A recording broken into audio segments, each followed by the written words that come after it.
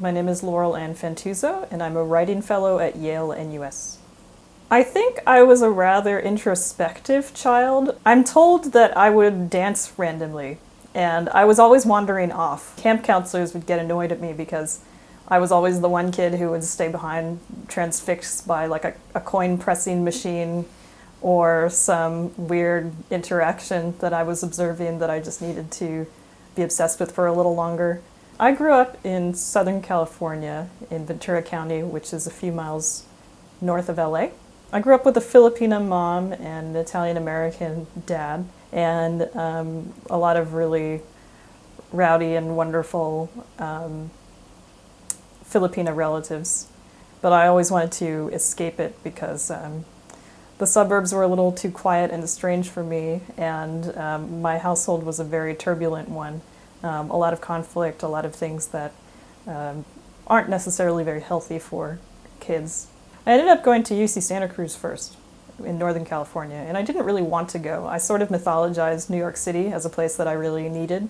The most active student group on campus was the Filipino-American student group. They would have these really wonderful parties and these kind of open circle therapy sessions about the anxieties of being a child of immigrants, and I was at first kind of skeptical of it because I'd grown up in a pretty all-white suburb, and people would say to me kind of accusingly, "You're white."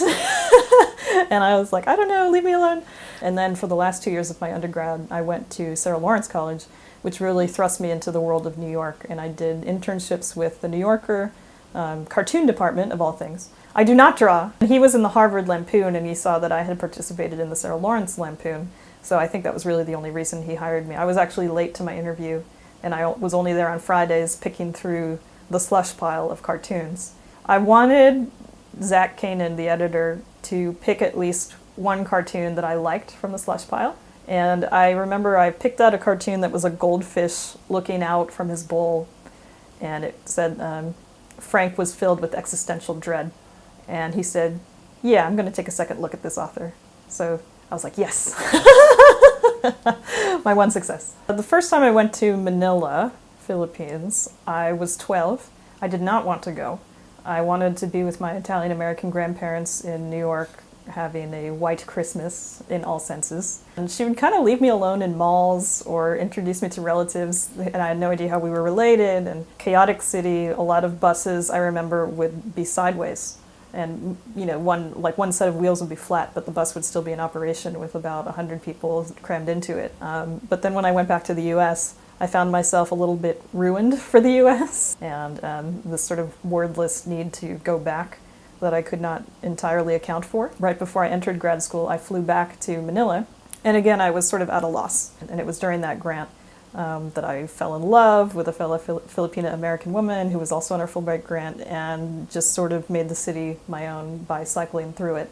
She was an avid folding bicyclist, and I ended up getting my own folding bike to follow her around the city. And in doing that, I really fell in love with the city too.